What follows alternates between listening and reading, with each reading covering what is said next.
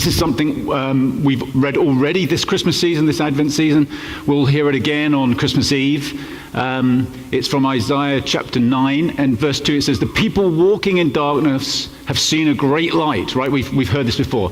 "On those living in the land of deep darkness, a light has dawned." Okay, so this is several hundred years before the time of Jesus, but we believe as followers of Jesus, this is talking about this future time when the Messiah, the Christ, Jesus, would come. It goes on to say this, "For to us a child is born, to us a son is given, and the government will be on his shoulders, and he will be called Wonderful Counselor, Mighty God, Everlasting Father, Prince of Peace. Of the greatness of his government and peace there will be no end. He will reign on David's throne and over his kingdom, establishing and upholding it with justice and righteousness from that time on and forever.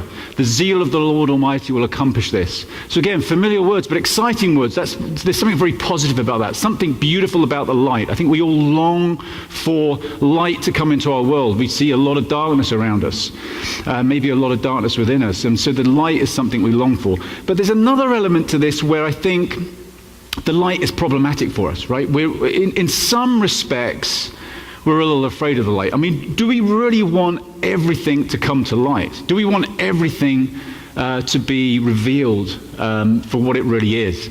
And you know, I think to a large degree, some of us, I'd include myself in this, shy away from the light a little bit. Let me give you a little example of that. So we take Christmas pretty seriously in our house. You know, we have lots of really, I think, good, cool Christian Christmas traditions. And we decorate our house, and we have some really beautiful things that we put up around Christmas time. In particular, we have this really nice table runner that my wife is really fond of. She loves this table runner.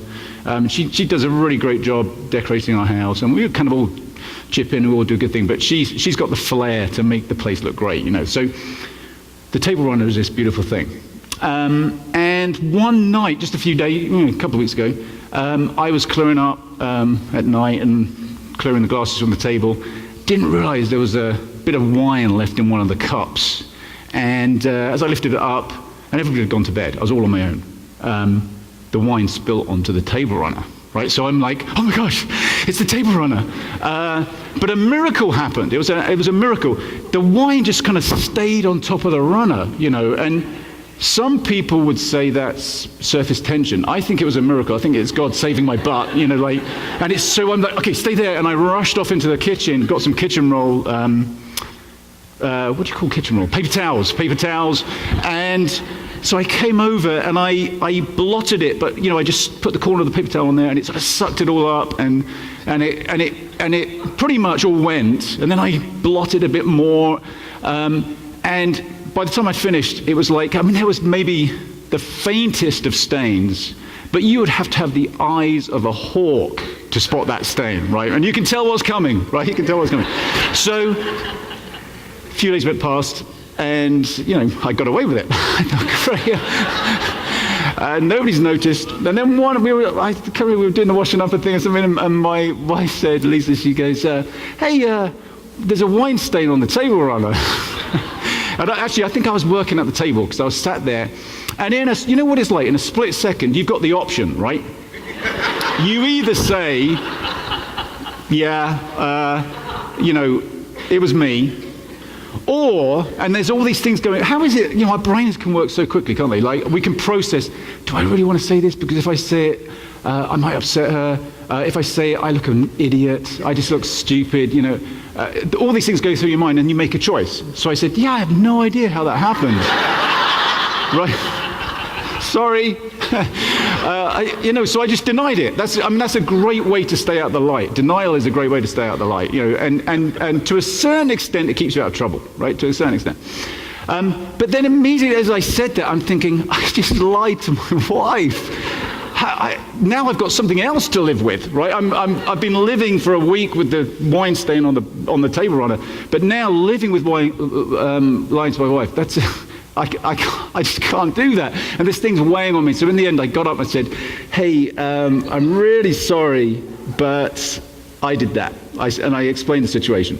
And of course, she was incredibly gracious, and she knew anyway. I mean, it's like, she's not stupid. The really annoying thing was like a few days before, just maybe a day before actually, we had a party at our house. No, sorry, a few days after this, we had a party at our house. And more stuff got spilt on the table runner. So if I'd made it through just another couple of days, I could have said, look at these stains on the table runner, and sort of, people, and could have blamed it on somebody else. So I just, didn't make it through that final couple of days. But anyway, I had to face it. But there's a minor issue in some respects, right? But to me, it made me think, like, why am I so afraid? Why don't I want to just be honest in a simple situation like that? And then we extrapolate that to so many other situations where if we can hide, we will. If we can get away with something, we will. I mean, I think we're seeing in our culture now with all these sort of revelations that are coming out about abuse and totally inappropriate behavior, particularly in the case of men, that getting away with stuff, hiding away, only seems to compound the problem, right? It only makes us worse. It doesn't make us better. Hiding away from the light actually makes us unhealthy. And perhaps this whole issue of light is not meant for exposure or judgment or condemnation or pointing the finger on who's right and who's wrong. It's about healing. It's about getting into a situation where we can actually be reconciled and become who we're really meant to be. For instance, even in that moment of lying to my wife, and again, I confess I'm sorry I did that, but in that moment, right, and you've all done it before, like, I mean, I'm just sort of, the person admitting it right now, but we've all lied, right? We do that all the time. Well, what happens when we lie? We're actually withdrawing something of ourselves from that other person. We're projecting something else onto that other person. They might judge me, they might do this. We're actually saying something about them, and we're saying something about ourselves that separates us and holds us apart. And the light, Jesus coming into the world, comes to reconcile all that, to heal all of that. So this light that we're talking about, it's very big. It's for nations, and as we saw in that passage. But it's very personal. It's very real, and that kind of makes it uncomfortable. I think it makes it somewhat uncomfortable for us. Now let's look at another passage from Isaiah in chapter 60. There's this sense of the glow of this light drawing all people. So, there's some tension here, because on the one hand, we kind of stand back from it, but in another sense, according to the scriptures and according to these prophecies, there's something irresistible about it. It's drawing all people. So this is what it says at the beginning of chapter 60. Arise, shine, for your light has come, and the glory of the Lord rises upon you. See, darkness covers the earth, and thick darkness is over the peoples. But the Lord rises upon you, and his glory appears over you. Nations will come to your light, and kings to the brightness of your dawn. Very poetic language, obviously, but getting at this whole gathering of drawing of all people to the light. Lift up your eyes and look about you. All assemble and come to you. Your sons come from afar, and your daughters are carried on the hip. Then you will look and be radiant. Your heart will throb and swell with joy. The wealth on the seas will be brought to you. To you the riches of the nations will come. Herds of camels will cover your land. I mean, don't we all want that? It's contextual. This is all contextual. Young camels of Midian and Ephah, and all from Sheba will come, bearing gold and incense. There's kind of maybe a hint of the Magi there, right, in this. Proclaiming the praise of the Lord. So there's this sense of the light is coming, and the light is drawing all people. And this itself, I think, is somewhat problematic for us, right? It's problematic because, on the one hand, really, I mean, we spend a lot of time resisting the light in some respects. But also it's problematic, I think, because there's a sense of universalism here, right? This is very inclusive. This is drawing all people. Jesus, for instance, said, if I'm lifted up, I will draw all people to me. And that there's this sense of inclusiveness that is challenging, right? It's challenging if you're, I mean, from a conservative point of view, if we think about this theologically, from a conservative point of view, it's challenging because, does that mean that just, everybody's in? Does it not really matter what you believe, what you're about? And from a more liberal point of view, it's challenging because, does that mean then that we're saying Jesus is really behind every religion and Jesus gets to or Christianity gets to hijack every other religion? I mean, it's this sense of inclusion is problematic for us.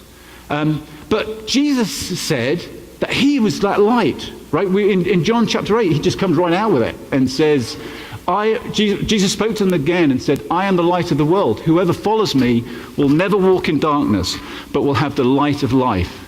So Jesus is saying, I'm that light, and I'm going to draw people to me. And we could look at it as very inclusive and wrestle with some of the problems of that. But perhaps one way of looking at this is to say, well, yeah, there's something very unique about Jesus.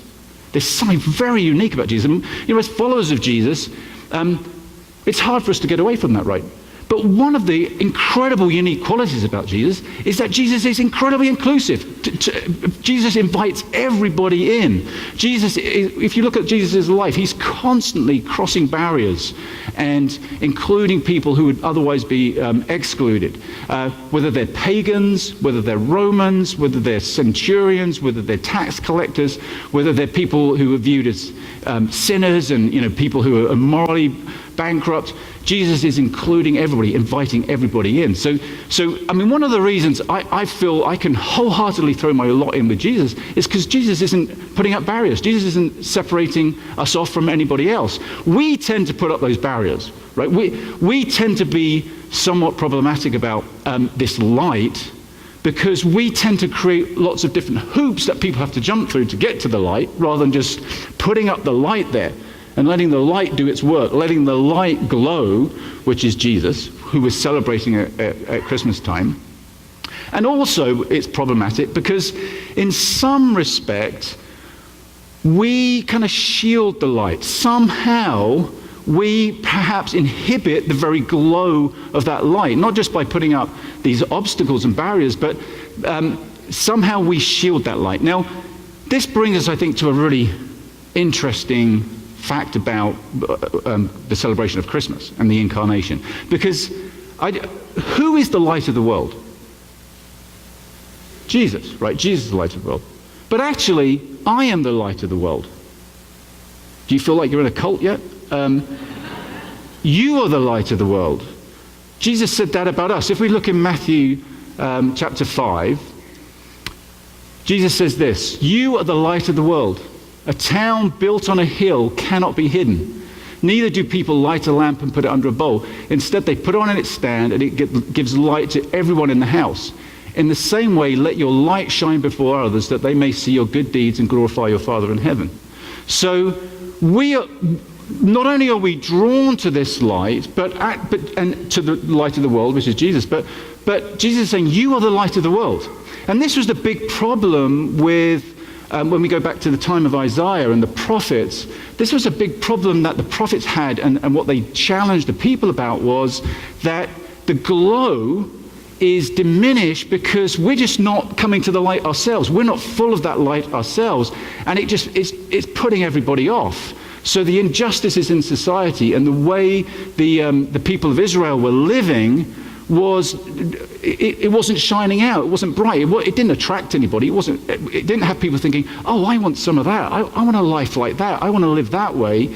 It was completely the opposite. So part of the challenge of the prophets at that time was not just for the people of Israel or the people of Judah, for them to get their acts together and live a more beautiful life and benefit from that beautiful life. But actually, by them living that kind of life, it would be a draw to the Gentiles. The glow of the light of God would shine more brightly and draw people in. And Jesus is kind of saying the same thing. Jesus is saying here, let your light shine, glow. And let's think about the context in which he says this. So that's chapter 5. This is in a famous passage in which Jesus delivers what's become known as the Sermon on the Mount. If we go back a little bit to the beginning of that section, at the beginning of chapter 5, we read this. Now, when Jesus saw the crowds, he went up on a mountainside. So he's up on a mountain. Lots of reasons why Jesus is put in that situation there. And he sat down. His disciples came to him and he began to teach them. He said, blessed are the poor in spirit, for theirs is the kingdom of heaven. Blessed are those who mourn, for they will be comforted.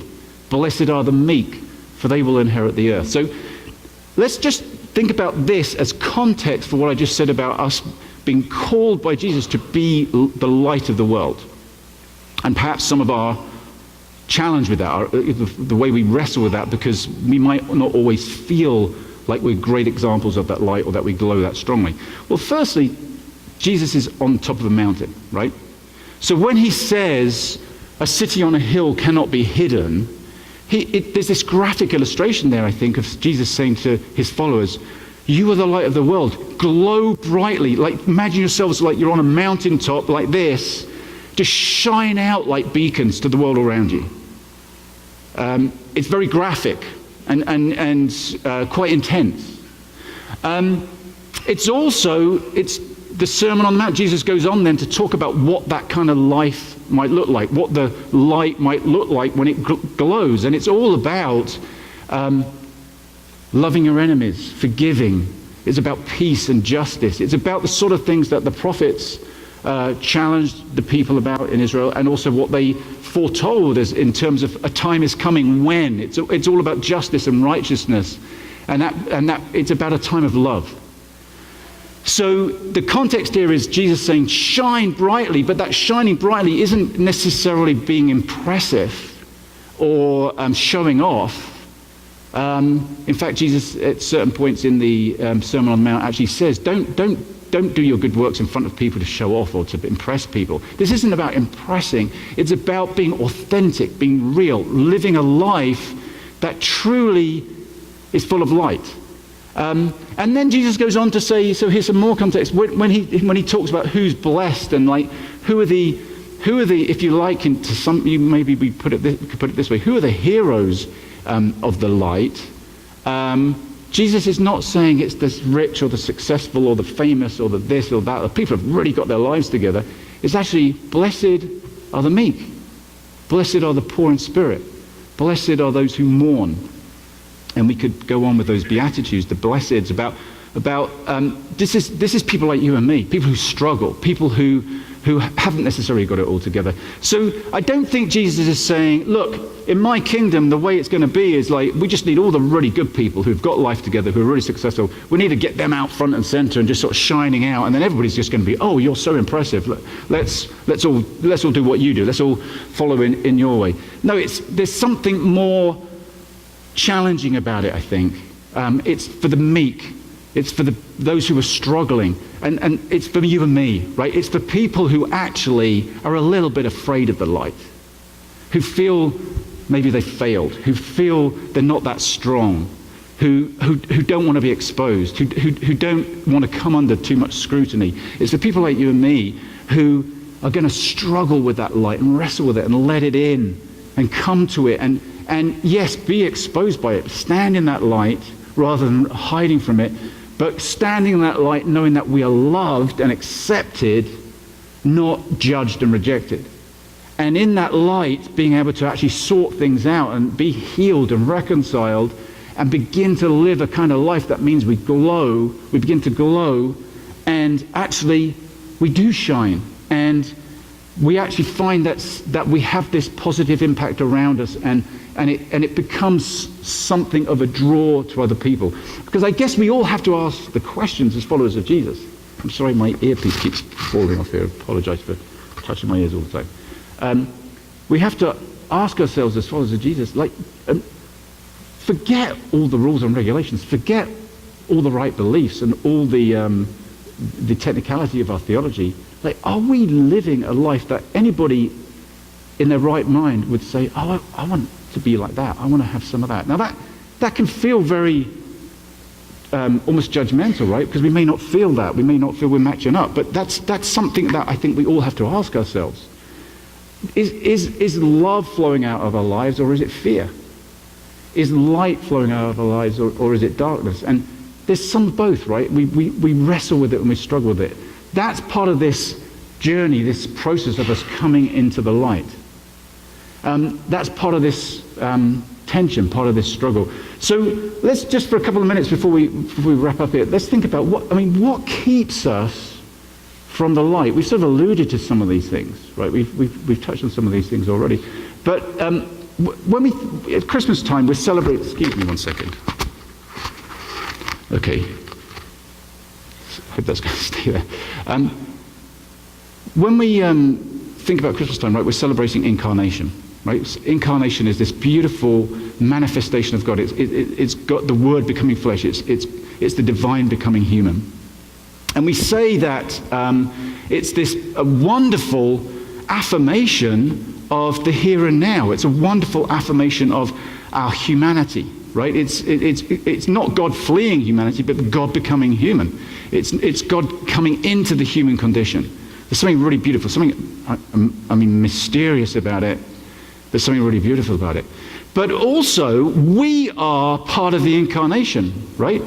If we think about Jesus says, well, I'm in you and you are in me. Jesus says, I'm the vine, you are the branches. Jesus says, I'll never leave you. So we are God's presence. We are the presence of Christ. We sing about it, we talk about it. We are the hands and feet of Christ, right? So in some way, we are the incarnation. We are the light. I mean, Jesus is saying to us, you are the light of the world, just as he's saying he is the light of the world. So in that sense, we in this moment, there's an incredible affirmation of our here and now, right? God comes into the world and it's like now and here is important and beautiful and lovely. It's not something to be run away from. And our here and now is really important and beautiful and lovely and not something to be run away from. Our here is all the situations we're in, right? The wonderful ones, the mundane ones, the tricky ones, the painful ones. That's our here. It's right now, honestly, it's Spencerville, Maryland at about 10:45. Doesn't get much better than that. Right, so that's our here. Our now is right now. It's this moment which just went, and it's this moment now. And many of us, myself included, find it really hard to affirm the now, right? If we think about letting light into our lives and coming to that light and being full of that light, part of what holds us back, I think, is that we struggle with the now. And this isn't a new thought, but we are in many respects prisoners of our past and hostages of our future, right? We tend to live in one of those two places. We have a past that is perhaps problematic for us. We have a future that is full of perhaps excitement and anticipation, but maybe it's also full of fear. And as we think about coming to the light, we're worried, what would happen if people really knew me? What would happen if I really pursued and lived a life that I wanted to and feel I should? I mean, what would I lose? In what way might I miss out? Or in what way would I personally be taken advantage of? I mean, if I forgive my enemies, if I love people, if I lay my own life down, if I make the kind of sacrifices that I think that coming to the light means, if I'm honest about my own life and honest with myself, all sorts of consequences ensue from that, and that can make us a little bit afraid. I told a story at the beginning where I was afraid of what might happen, so I withdrew from the light. Well, Jesus sort of addresses that in the same passage in the Sermon on the Mount. He says in chapter 6, therefore I tell you, do not worry about your life, what you will eat or drink, or about your body, what you will wear. Is not life more than food, and the body more than clothes? Look at the birds of the air. They do not sow or reap or store away in barns, and yet your heavenly Father feeds them. Are you not much more valuable than they? Can any one of you, by worrying, add a single hour to your life? So, Jesus is talking about some specifics here, food and clothes and that kind of thing, but I think he's also saying in general, don't worry about the future. I mean, that's so hard for us, right? It's so hard. But we worry about the future. We want the future to be a certain way. We try to control the future. And there's nothing wrong, obviously, in being preparing for the future and looking to the future. But that can actually keep us from the light, right? Because it can lead to fear, anxiety. But likewise, the past can hold us, right? We may not come to the light. We may not want to be open to this light because, well, if people really knew what I was like, I mean, perhaps I don't really want to know what I'm like. I don't want to, like, this past is sort of haunts me. I've done things I shouldn't have done. I've failed. I haven't been as successful as I feel I should have been or wanted to be. And we could be full of regret. Well, again, in this same passage, Jesus kind of addresses that issue and says, for if you forgive other people when they sin against you, your heavenly Father will also forgive you. There's this simple equation of forgiveness. It's kind of like just dealing with the past. It's like, if you just live in a different kind of way, a way which is letting other people go, not holding things against other people, and realizing that things are not held against you. Things you've done wrong, or things you've just not done as well as you think maybe you should have done. They're not held against us as we don't hold them against others. If we begin to live our lives like that, the past has less of a hold on us. And we can actually come into the light knowing that, actually, yeah, I haven't got it all together. I have made mistakes. But that's in the past. Right now, I can come to the light and be a different person. I can begin to glow with the presence of that light. I think the odds are really stacked against us in both with regard to both the future and the past, because we have so many other voices that tell us, you better not come to the light, you better not come to the light, right? And one of those voices is our own, of course. We beat ourselves up about who we are a lot. And we've talked many times here about the challenge of loving ourselves. That is a huge challenge.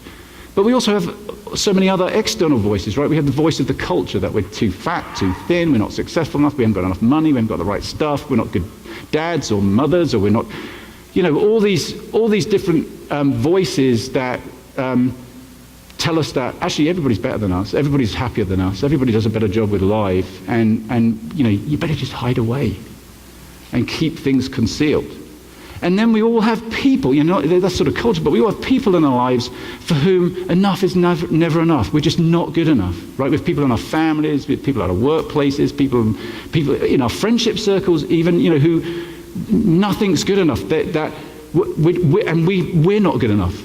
And that can grind us down, right? We may, get messages about that through emails or social media or in meetings. We might get messages like that around the table at Christmas or Thanksgiving, right? I mean, some of us might even now be thinking, oh gosh, I've got that coming. As I connect with people who might feel, we might feel they're disappointed in us, or they express disappointment in us. So we just have this, we have an unhealthy stream of negative input that tells us you better not come to the light. And Jesus just breaks through all that and says, forgive and be forgiven. Forgive and be forgiven. Come to the light. And so this morning, what we're going to do, just briefly, we're going to light our third Advent candle in a second, which is the candle representing love.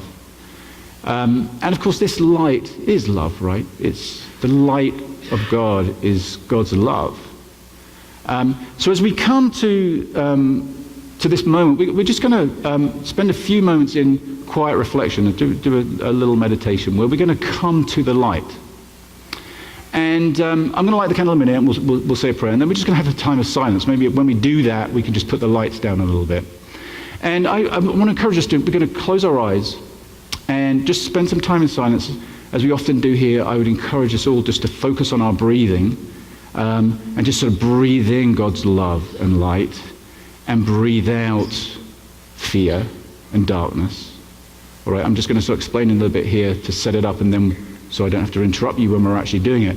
So, and something that can help with the breathing is when we get distracted, when we think, when our minds wander, we can just, return to my breathing. Just remember my breathing, and then we sort of get back into that. Okay, I'm coming to the light. And what we're going to do this morning is, once we've lit the candles, we're just going to gaze on this candle, or on these candles. You might have your eyes open for that, or you could have your eyes closed and just imagine God's light. But we're going to put ourselves in the light, this place that is beautiful and lovely, full of promise and hope, but is also a little fearful, right? We might come there hesitantly. So it might just take us a while to warm up to the light and sort of let the light come in and let it begin to glow within us. But as we do that, I encourage you to reflect on one of two things, or maybe you want to just spend time reflecting on both, but it might be the challenge for you is the past. The challenge to come into the light is more what's happened in the past, maybe a sense of failure, stuff that's happened to you, stuff that you've done. That might be where our challenge is. Or it might be more this fear of the future, this fear of what if I really went for this, if I really let the light in, if I lived authentically and honestly, if I was open about my own life, that it's the consequences of that. And one of those consequences might even be, if I do that, then I have to change. I can't. Like going back to that story at the beginning, I should not lie, right? Having talked about that now and having seen that, oh gosh, why did I do that? I can't just keep on going on like that, right? I don't make a habit of that, just so you know. But that's, okay, I need a change. And change is hard. Better stay in the darkness. Better stay out of the light, right? So we might be drawn to one of those, or maybe both of those challenges. But we're just going to take a moment to sit in the light. So let's light these. I don't know what's going on with my earpiece, sorry. Let's light these candles. So the first candle we lit 2 weeks ago was the one representing hope.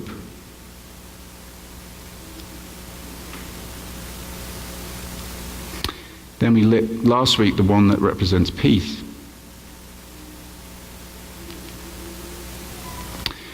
And then today,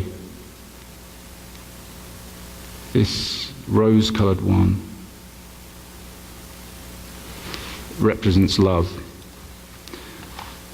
So there's a little prayer up on the screens here we're going to say. And then I'm going to sit down again. We're just going to take a few minutes just to sit in the light and welcome the light. Lord, you draw all people from all places. You are the light of the world. We come to you. Let the bright glow of your love melt away our fear and darkness. Lord, we are all kinds of people from all kinds of places, and we are the light of the world. As you come to us this Advent, may your love glow brightly in us, and may this love light up the world around us. Amen. So let's take a moment and come to the light.